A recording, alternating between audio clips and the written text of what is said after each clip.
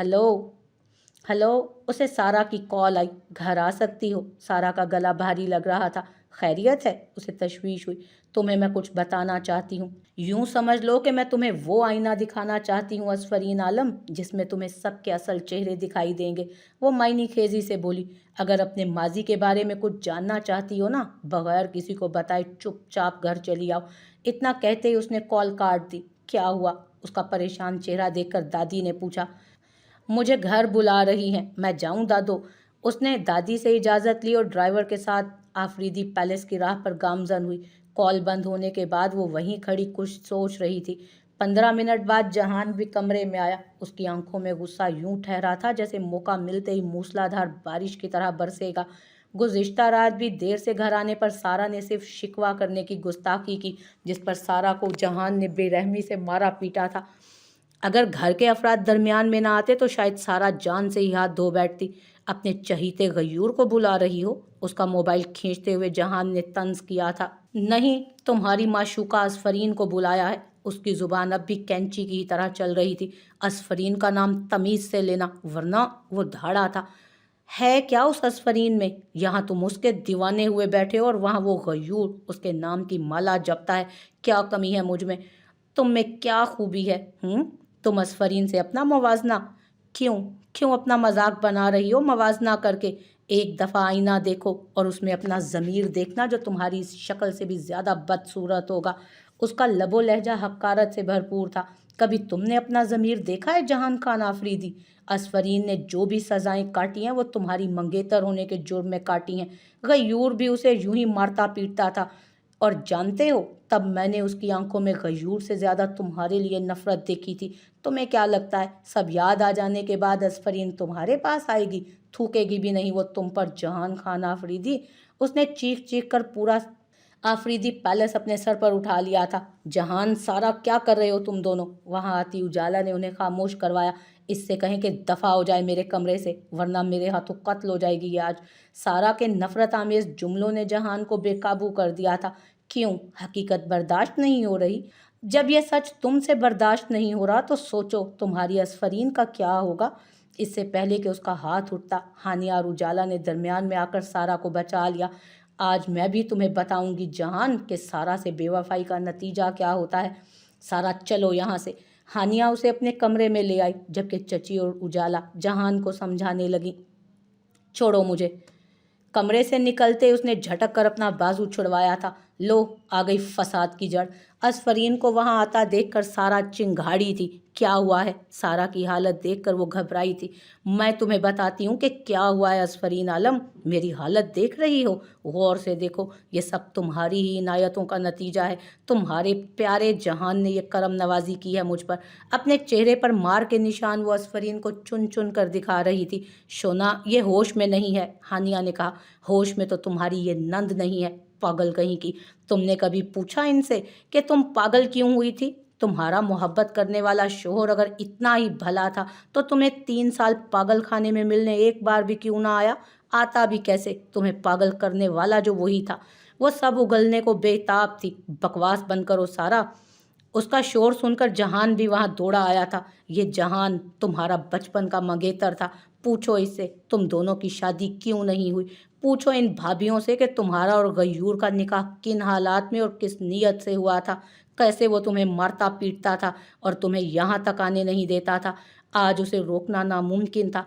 आज वो बहुत अच्छा शोहर बनता फिर रहा है ना तुम्हारा। उसने तुम्हें कितनी अजियतें दी मैं जानती हूँ, और सिर्फ मैं ही नहीं, यहाँ मौजूद हर इंसान जानता है। सारा, खामोश हो जाओ। जहान उसे घसीटता हुआ कमरे में ले गया। ये सब क्या कह रही थी सारा? उसके आसाब झुरझुरा गए थे। इसका दिमाग खराब है शोना। उजाला ने उसे अपने हिसार में लेने की कोशिश की, मगर वो 2 कदम पीछे हटी। मेरी कसम खाकर कहें कि सारा ने जो भी कहा वो झूठ था।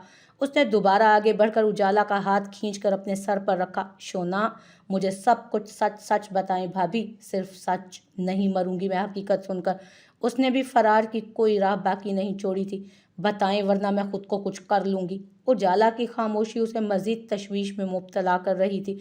तुम और जहान, हिम्मत करके उजाला ने हर बात उसे बता दी।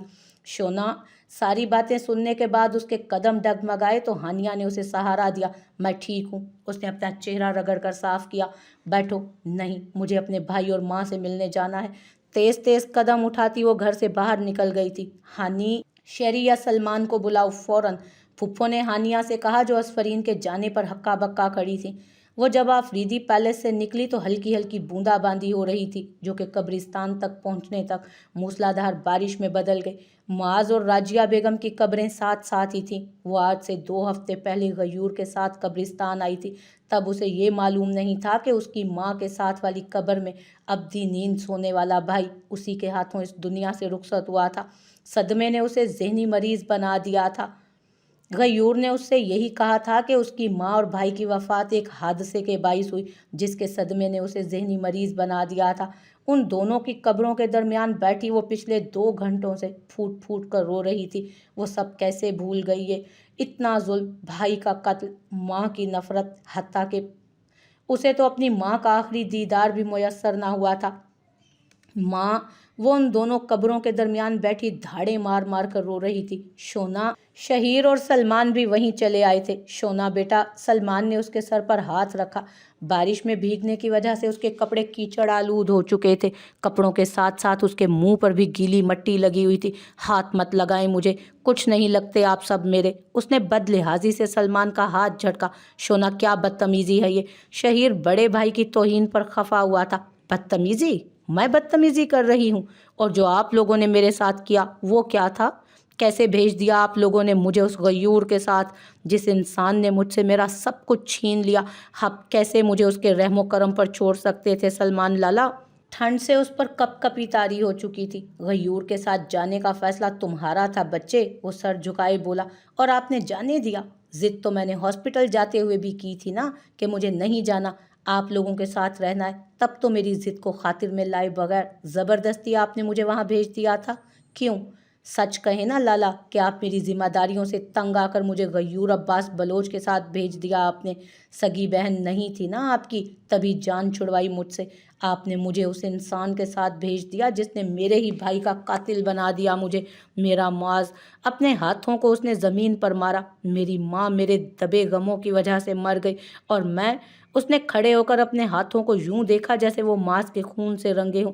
میں ساری زندگی پاگل خانے میں رہتی، گھٹ گھٹ کر مر جاتی نا، مرنے دیتے نا مجھے۔ کیوں اس شخص کا احسان مند بنایا آپ نے مجھے؟ اس نے تم پر کوئی احسان نہیں کیا شونا، شوہر ہے وہ تمہارا۔ سلمان کی مکمل خاموشی پر شہیر نے کہا، وہ دشمن ہے میرا، نفرت ہے مجھے اس کے چہرے سے، اس کے نام سے، اس کے ذکر سے۔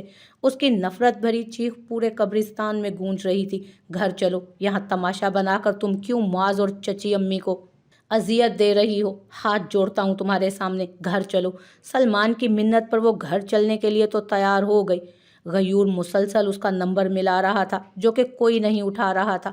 حیدرآباد آنے کے 2 دن تک وہ 10 بار ان دونوں میں رابطہ ہوتا رہا تھا، مگر آج صبح فجر کے بعد سے اب شام ہونے کو آئی تھی، ان دونوں کے درمیان کوئی بات نہیں ہوئی تھی۔ اس نے گھر فون ملایا تو پتہ چلا کہ بھابھی کے بلانے پر وہ آفریدی پیلس گئی ہے۔ اس نے دوبارہ اسفرین کا نمبر ملایا۔ وہ کمرے میں آئی تو بیڈ پر پڑے اس کے پرس سے فون بجنے کی آواز آ رہی تھی۔ اس نے فون نکال کر دیکھا تو غیور کا نمبر سکرین پر جگمگا رہا تھا۔ اس نے بغیر کچھ سوچے سمجھے فون ڈریسنگ ٹیبل کے آئینے پر دے مارا، جس سے آئینہ اور فون دونوں ریزہ ریزہ ہو کر زمیں بوس ہوئے۔ دادی، ہمارا فون کیوں نہیں اٹھا رہی وہ؟ سب ٹھیک تو ہے؟ ہاتھ میں موبائل پکڑے غیور الگ شرمندہ تھا۔ یا اللہ، یہ کیا کر رہی ہے سلمان؟ کانچ ٹوٹنے کا شور سن کر اجالا نے دل تھام لیا۔ آج نہیں تو کل یہ ہونا ہی تھا۔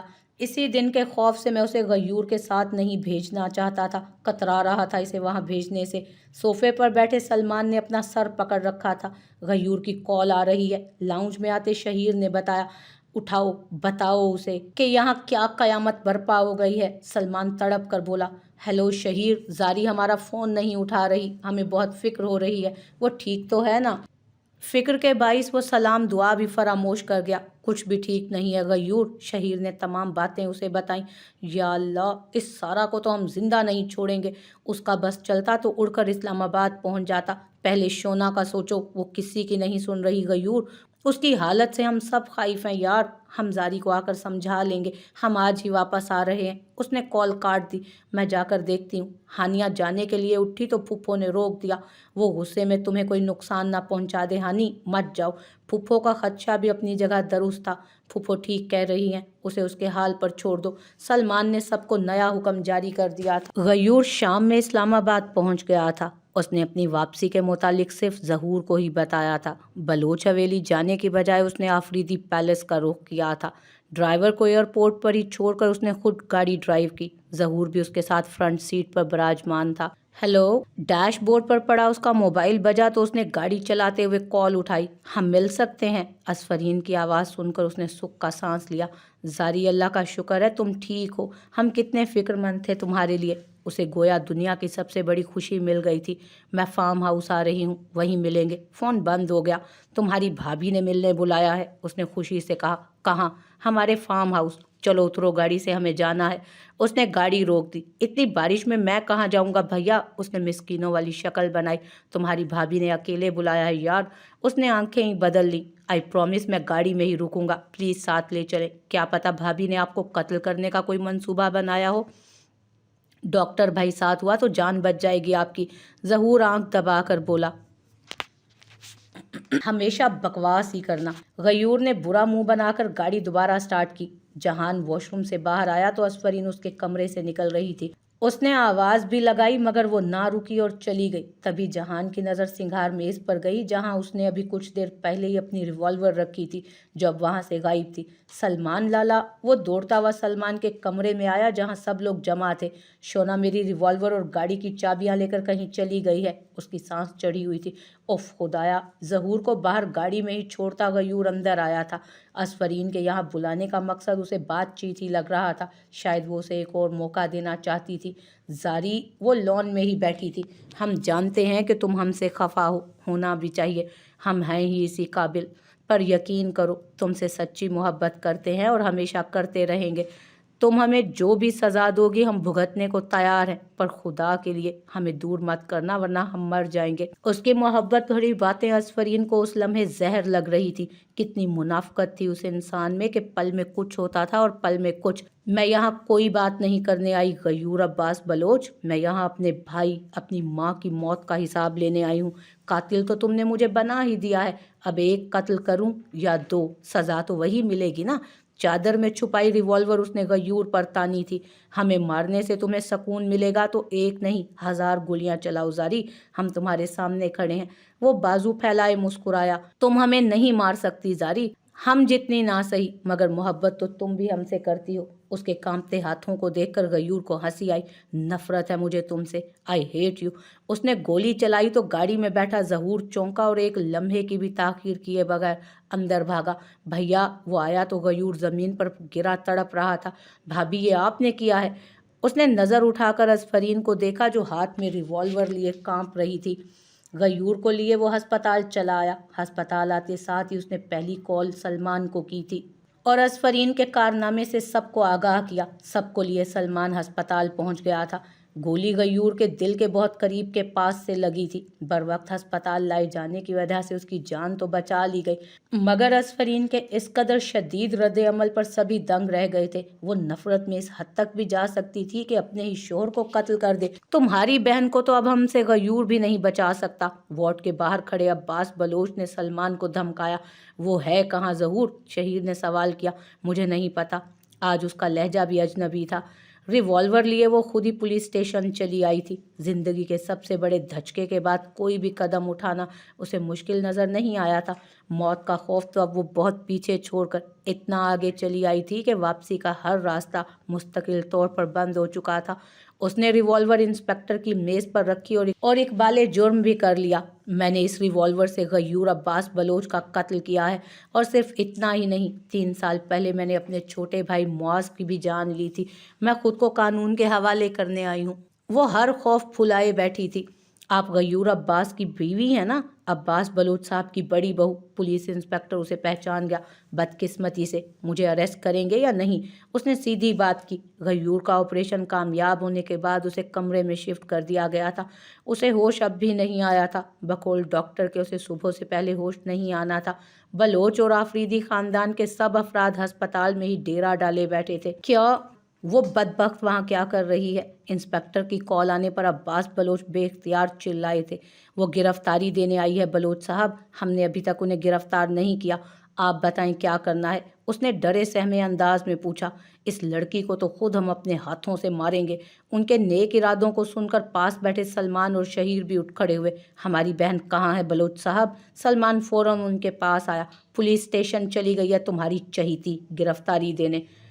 اسے سزا قانون نہیں ہم دیں گے، وہ قہر آلود انداز میں بولے۔ میں جا کر دیکھتا ہوں۔ شہیر وہاں سے دوڑا تھا۔ شہیر پولیس اسٹیشن پہنچا تو اسفرین وہیں سٹول پر بیٹھی تھی۔ وہ فوراً اس کی طرف لپکا، رو رو کر آنکھیں اور چہرہ دونوں سرخیاں ٹپکا رہے تھے۔ وہ پنجوں کے بل اس کے قدموں میں جا بیٹھا۔ شونا وہ بچ گیا ہے نا؟ اس کے لہجے میں رتی بھر بھی پچھتاوا نہیں تھا۔ ہاں، جواب توقع کے عین مطابق تھا۔ تبھی عباس بلوچ نے مجھے ابھی تک زندہ رکھا ہوا ہے، ورنہ کب کا مجھے مروا چکے ہوتے۔ مجھے زندہ چھوڑ کر غلطی کر رہے ہیں وہ باپ بیٹے۔ وہ ابھی بھی ہوش و حواس سے محروم تھی۔ اللہ کے واسطے شونا کچھ تو خوف کرو، اپنے شوہر پر جان لیوا حملہ کر کے بھی تمہیں سکون نہیں ملا؟ شہیر برہم ہوا تھا۔ نہیں، مجھے سکون اس وقت ملے گا جب میں اس انسان کو موت کے گھاٹ اتار دوں گی۔ اس نے شہیر کی آنکھوں میں آنکھیں ڈالے کہا، تم نے یہاں آ کر غلطی کی، تمہیں تو پاگل خانے جانا چاہیے تھا، وہیں تمہارا اصل مقام ہے۔ شہیر قدموں پر اٹھتے ہوئے گھرایا تھا۔ آپ مجھے اریسٹ کریں گے یا میں میڈیا کو بلواؤں؟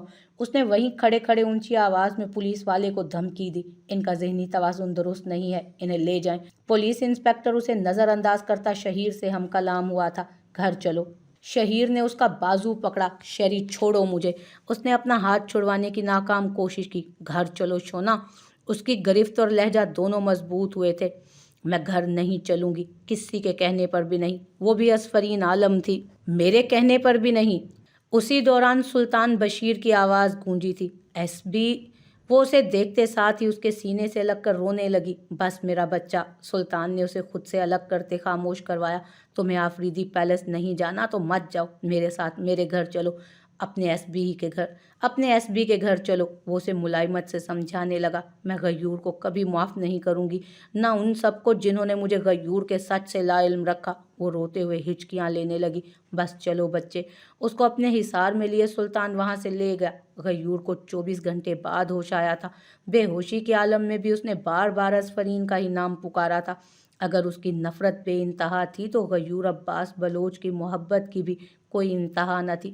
زاری، اس کی آنکھیں کھلی تو والدین اور بھائی بھابھی وہیں کھڑے تھے۔ زاری ٹھیک تو ہے نا ظہور؟ اس نے خود کو تو کوئی نقصان نہیں پہنچایا؟ درد کی شدت سے اس کا بولنا بھی محال تھا۔ اب بھی اسے اسی بدبخت کی پڑی ہوئی ہے۔ اس نے تیری جان لینے کی کوشش کی ہے گدھے۔ بیٹے کی دیوانگی پر عباس بلوچ لاچاری سے گھر تھے۔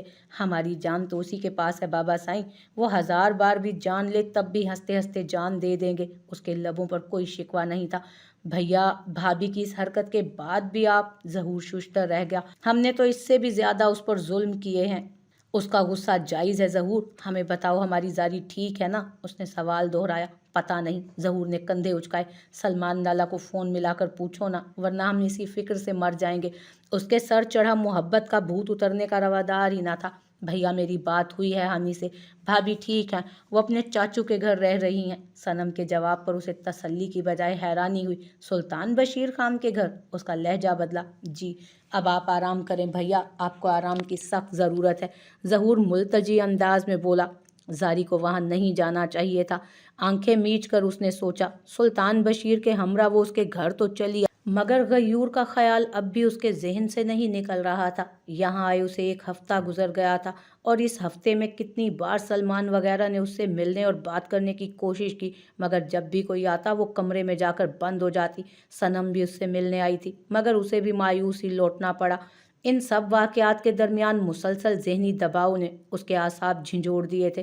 ماضی کو یاد کرتے کرتے جب بھی ذہن پر وہ زور ڈالتی، بہت سی دھندلائی ہوئی یادیں واضح ہونے کے ساتھ کئی تلخیاں پھر سے شعور میں زندہ ہونے لگتیں تو سر درد ناقابل برداشت ہو جاتا۔ کئی راتوں سے جاگ جاگ کر اس نے اپنی حالت بدترین کر لی تھی۔ خواب اور گولیاں کھا کر بھی چند گھنٹوں کی نیند ہی اس کا مقدر بنتی۔ صاحب جلدی جلدی چلیں، شونا بی بی کو کچھ ہو گیا ہے۔ سلطان لائبریری میں بیٹھا کسی کتاب کے مطالعے میں مگن تھا جب ملازمہ دوڑتی ہوئی وہاں آئی تھی۔ یا اللہ!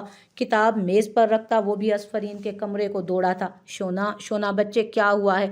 سلطان جیسے ہی کمرے میں پہنچا تو وہ سر دونوں ہاتھوں میں تھامے درد سے تڑپ رہی تھی۔ میرے پاس مت آئے، دور ہو جائیں۔ نیم بے ہوشی کی کیفیت میں وہ سلطان کو بھی خود سے دور دھکیلنے لگی۔ شونا! سلمان نے اسے کندھوں سے جھنجھوڑا تو اس کے ناک سے بہتا خون سلطان کے سفید کرتے پر گرنے لگا۔ پانی لاؤ! اگلے ہی لمحے وہ بے ہوش ہوتی سلمان کے سینے سے جا لگی تھی۔ شونا بچے! سلمان نے اسے خود سے دور کیے دونوں گالوں کو چھوا تو اس کا پورا وجود برف کی مانند سرد پڑا تھا۔ اگلے چند لمحوں میں وہ اسے لیے ہسپتال کا رخ کر چکا تھا۔ ڈاکٹر سب ٹھیک تو ہے نا؟ ابتدائی طبی معائنے کے بعد ڈاکٹر باہر آئی تو سلطان کا خوف سے حال برا ہو چکا تھا۔ انہیں برین ہیمریج ہو سکتا تھا سلطان صاحب، کیا وہ کسی ذہنی دباؤ میں ہیں؟ ڈاکٹر نے سلطان کو ہی باتیں سنا دی۔ ہاں لیکن سلطان بھی لاجواب ہوا۔ سوری ٹو سے، یہ ان کی ول پاور تھی جو وہ برداشت کر گئیں، ورنہ ایسے اٹیک کے بعد مریض کا بچنا تقریباً ناممکن ہی ہوتا ہے۔ ڈاکٹر نے اب بھی اس کی حالت خطرناک ہی قرار دیتے ہوئے اسے انتہائی نگہداشت یونٹ میں ہی رکھا تھا۔ علاج کے دوران ہی اس کا فشار خون خطرناک حد تک گر چکا تھا۔ کیا ہوا چاچو؟ وہ ICU کے باہر ہی چکر کاٹ رہا تھا جب شہیر دوڑتا ہوا ادھر پہنچا۔ شونا کی طبیعت اچانک خراب ہو گئی۔ مجھے کچھ سمجھ نہیں آ رہی۔ سلطان کی آنکھیں بھی فکر سے سرخ پڑ چکی تھیں۔ کیا ہوا ہے بھابھی کو انکل؟ غیور کے لیے ہسپتال آتی صنم کو جیسے ہی اسفرین کے وہاں داخلے کا پتہ چلا تو اس کی خبر گیری سے خود کو روک نہ پائی۔ وہ لاکھ نفرت دکھاتی پر پھر بھی عباس بلوچ کے علاوہ اس گھر کا ہر فرد اسفرین کی عیادت کے لیے آیا تھا۔ ہمیں زاری کو دیکھنا ہے صنم، ہمیں لے چلو۔ بستر پر بیٹھا غیور اس کی ایک جھلک کے لیے بے چین ہوا تھا۔ بھیا وہ شدید ذہنی دباؤ میں ہے، اس وقت آپ کا ان کے سامنے جانا آپ سے زیادہ ان کے لیے خطرناک بات ہے۔ صنم نے اسے روکنے کی بارہا کوشش کی۔ وہ بے ہوش ہے، ہم بس اسے دیکھ کر آ جائیں گے، اسے تنگ نہیں کریں گے صنم، ہمیں لے جاؤ وہاں پلیز۔ اس کے لیے مزید فاصلہ برقرار رکھنا موت کے مترادف تھا تاکہ وہ پھر سے تم پر جان لیوا حملہ کر دے۔ وارڈ میں قدم رکھتے عباس بلوچ اس کی نئی فرمائش اور ضد پر برہم ہوئے تھے۔ اس کے ہاتھوں سے نہ بھی مرے تو اس کے بغیر مر جائیں گے بابا سائیں۔